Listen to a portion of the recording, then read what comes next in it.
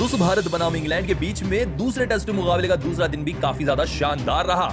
दोस्तों शुभमन गिल की कप्तानी में भारतीय टीम काफी आगे पहुंच चुकी है। दोस्तों बता दें आपको पूरी हाईलाइट दूसरे दिन की। दोस्तों आप सभी को बता दें दूसरा दिन काफी रोमांचक तरीके से शुरू हुआ, जहां शुभमन गिल के शतक से लेकर जडेजा की बल्लेबाजी होना बाकी था। दोनों ही बल्लेबाजों ने शानदार बल्लेबाजी की, जहां इस मुकाबले में जडेजा ने अर्धशतक लगाकर 79 रनों की बेहतरीन पारी खेली। उनके आउट होने के बाद शुभमन गिल ने बेहतरीन बल्लेबाजी की और अपना दोहरा शतक पूरा कर लिया। दोस्तों अंत तक शुभमन गिल ने इस मुकाबले में 269 रनों की पारी खेली और भारतीय टीम ने अपनी पहली इनिंग में 579 रन बनाए और भारतीय टीम ऑल आउट हुई। ऐसे में इंग्लैंड की बारी थी पहली इनिंग में बल्लेबाजी करने की। 200 डकेट और क्लॉरी सलामी बल्लेबाज बनकर आए, लेकिन इस मुकाबले में आते ही आकाशदीप की इस गेंद पर बेन डकेट, कैश जेवेट और बिना खाता खोले 0 रन बनाकर इस मुकाबले में आउट हुए। 230 नंबर पर आए ओलिव पोप, लेकिन ये भी आधे ही आकाशदीप की अगली ही गेंद पर टॉपेज जेवेट और कैच आउट हुए केएल राहुल के हाथों। ये भी खाता नहीं खोल पाए, 0 रन बनाकर आउट हुए। 200 के बाद आए जो रूट, 2 विकेट आकाशदीप ने निकाली थी। अब बारी थी सिराज की। बाहर जाती हुई गेंद पर सिराज की क्रॉली भी एज जेवेट है और कैच आउट हुए ये भी, जिस खेलते ये भी 4 रन बनाकर आउट हुए। 203 विकेट 27 रन पर गिर चुके थे। उसके बाद जो रूट और हैरी ब्रूक आए और इन दोनों ने इनिंग को संभाला। 273 रन तक 3 विकेट गिर चुके हैं इंग्लैंड के और दूसरा दिन समाप्त हो चुका है। अभी भी 510 रनों से इंग्लैंड की टीम भारतीय टीम के टारगेट से पीछे है। शुभमन गिल की सेना ने बल्लेबाजी से लेकर गेंदबाजी हर काम बेहतरीन किया है, लेकिन आप गिल की कप्तानी को 10 में से कितने नंबर देंगे? दोस्तों अगर आप भी शुभमन गिल को एक अच्छा खिलाड़ी मानते हैं तो वीडियो को लाइक कीजिए, क्योंकि शुभमन गिल ने रचा इतिहास भारत बनाम इंग्लैंड के दूसरे टेस्ट मुकाबले के दूसरे दिन। लेकिन पहले दिन की कहानी की बात करें तो पहले दिन भारतीय टीम बल्लेबाजी करने आई थी। 310 रन भारतीय टीम ने बनाए थे। गिल ने 114 रनों का शतक लगाया था नाबाग और जडेजा 34 रन बनाकर नाबाग बल्लेबाजी कर रहे थे। ऐसे में दिन की शुरुआत में वापस से शुभमन गिल और सर जडेजा ने अच्छी शुरुआत दिलाई भारतीय टीम को, जिसके चलते सर जडेजा ने अपना अर्धशतक काफी शानदार तरीके से पूरा कर लिया और उनका बेहतरीन साथ दिया इस मुकाबले में शुभमन गिल ने। दोस्तों आप सभी को बता दें एक तरफ से गिल दूसरी तरफ से जडेजा थे, लेकिन तभी जडेजा इस तरीके से शॉर्ट गेंद पर कार्स की गेंद पर 79 रन बनाकर आउट हुए। 200 रन के बाद शुभमन गिल अच्छी बल्लेबाजी कर रहे थे। उनका साथ देने आए थे वॉशिंगटन सुंदर और देखते ही देखते ताबड़तोड़ बल्लेबाजी करते हुए इसी पुल शॉट के साथ अपने दोहरे शतक को पूरा कर लिया शुभमन गिल ने। तीसरे कप्तान बने शुभमन गिल भारतीय टीम के, जिन्होंने कप्तानी में दोहरा शतक लगाया हो। दोस्तों उसके बावजूद भी शुभमन गिल की बल्लेबाजी अंत तक चली। दोस्तों इस मुकाबले में उनके बाद वॉशिंगटन सुंदर जो की बल्लेबाजी कर रहे थे, उनके साथ इस तरीके से 42 रन बनाकर क्लीन बोल्ड होकर रह गए। दोस्तों वॉशिंगटन सुंदर के आउट होने के बाद शुभमन गिल 267 रन पर खेल रहे थे, तब जाकर इस तरीके से शॉर्ट गेंद पर आउट हुए शुभमन गिल। कप्तानी पारी खेली शुभमन गिल ने, 267 रन बनाकर शुभमन गिल इस मुकाबले में आउट हुए कप्तानी पारी खेलकर, जिस खेलते अंत में 587 रन पर, जी हां दोस्तों 587 रन पर भारतीय टीम ऑल आउट हुई और स्टोक्स की इस गेंद पर चौका लगाकर अपने शतक को पूरा किया। 2 टेस्ट मुकाबलों में 2 शानदार शतक रहे शुभमन गिल के नाम। दोस्तों शुरू हो चुका है भारत बनाम इंग्लैंड के बीच में एडबास्टन के मैदान पर दूसरा टेस्ट मुकाबला। दोस्तों शुभमन गिल व बेन स्टोक्स टॉस के लिए आए और टॉस जीता बेन स्टोक्स ने। पिच को मद्देनजर रखते हुए उन्होंने गेंदबाजी को चुना। ये रही भारतीय टीम की प्लेइंग 11 और ये रही इंग्लैंड की प्लेइंग 11। दोस्तों पहले बल्लेबाजी करने उतरे भारत के सलामी बल्लेबाज केएल राहुल और उनके साथ यशस्वी जायसवाल। दोनों के बीच में अगर साझेदारी की बात करें तो एक तरफा रन बना रहे थे यशस्वी जायसवाल, दूसरी तरफ से राहुल का बल्ला शान था और उतने में ही वोक्स ने उन्हें इनसाइड एज के चलते इस तरीके से क्लीन बोल्ड कर दिया, जिस चलते राहुल इस मुकाबले में मात्र 2 रन बनाकर आउट हुए। उनके बाद आए करुण नैर एक अच्छी पारी खेल रहे थे, तभी इस तरीके से टॉप एज दे बैठे बाउंसर गेंद पर और स्लिप में कैच आउट हुए। 31 रन बनाकर कार्ड्स की गेंद पर करुण नैर इस मुकाबले में अर्धशतक भी नहीं बना पाए। 2 विकेट जाने के बाद शुभमन गिल कप्तान आए। उनका अच्छा साथ दे रहे थे यशस्वी जायसवाल, जिन्होंने बेहतरीन बल्लेबाजी की। दोस्तों शुभमन गिल और जायसवाल के बीच में साझेदारी हो रही थी। अर्धशतक लगाकर शतक की तरफ बढ़ रहे थे यशस्वी जायसवाल, तभी बाहर जाती हुई गेंद पर स्टोक्स की एज दे बैठे जायसवाल और कैच आउट हुए। 200 दमदार सेलिब्रेशन किया बेन स्टोक्स ने, क्योंकि जायसवाल अपने शतक से जो चूक गए। 87 रनों की एक लाजवाब शानदार जानदार पारी खेली जायसवाल ने। 200 के बाद आए पंत और उनका साथ दे रहे थे शुभमन गिल। दोस्तों लेकिन उसके बाद ऋषभ पंत शुभमन गिल का साथ नहीं दे पाए। अच्छे शॉट्स तो खेल रहे थे शुभमन गिल, लेकिन उनके सामने पंत अतरंगी शॉट लगाकर छक्का लगाने के चक्कर में कैच आउट हुए मिड विकेट पर, जिस चलते 25 रन बनाकर पंत की पागलपंती हुई समाप्त। दोस्तों आप सभी को बता दें ऋषभ पंत के आउट होने के बाद आए ऑलराउंडर नीतीश कुमार रेड्डी और वोक्स ने आते ही नए बल्लेबाज को इन स्विंग गेंद रखी और नीतीश कुमार रेड्डी क्लीन बोल्ड हुए। 205 विकेट गिरी भारतीय टीम की। कुमार रेड्डी 1 रन बनाकर आउट हुए, लेकिन उसके बाद भी इतने प्रेशर को अपने सर पर चढ़ने नहीं दिया शुभमन गिल ने और स्टोक्स की इस गेंद पर चौका लगाकर अपने शतक को पूरा किया।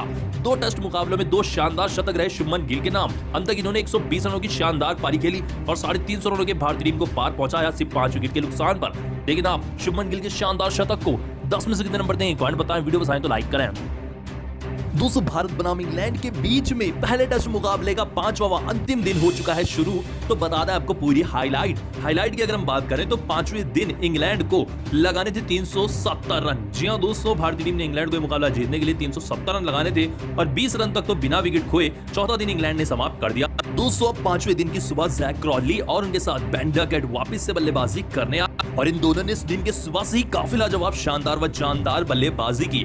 दोस्तों बेन डकेट पहले बल्लेबाज से इंग्लैंड के जिन्होंने दिन के सुबह ही अपना अर्धशतक पूरा कर लिया। इस मुकाबले में काफी लाजवाब बल्लेबाजी की बेन डकेट ने। दोस्तों इनका शानदार साथ दिया दूसरे सलामी बल्लेबाज जैक क्रॉली ने। दोस्तों दोनों ने मिलकर 120 रनों की शतकीय साझेदारी निभाई पहली विकेट के लिए, जिसके चलते मुकाबला इंग्लैंड के लिए एक तरफा हो गया क्योंकि जीत के लिए सिर्फ 250 रन चाहिए थे। दोस्तों आप सभी को बता दें इंग्लैंड के बल्लेबाजों ने शुरुआत इतनी शानदार दिलाई कि इंग्लैंड के लिए आगे की जीत के रास्ते काफी आसान हुए। बुमराह से लेकर भारत का कोई भी गेंदबाज एक विकेट तक नहीं निकाल पाया। दोस्तों अगर आप भी ऋषभ पंत को एक अच्छा खिलाड़ी मानते हैं, दोस्तों एक और बार आया मैदान पर ऋषभ पंत और केएल राहुल का तूफान। दोस्तों आज भारत बनाम इंग्लैंड के बीच में पहले टेस्ट मुकाबले का 14 दिन बेहद ही रोमांचक रहा। दोस्तों आप सभी को बता दें तीसरे दिन भारतीय टीम की दूसरी इनिंग की बल्लेबाजी थी।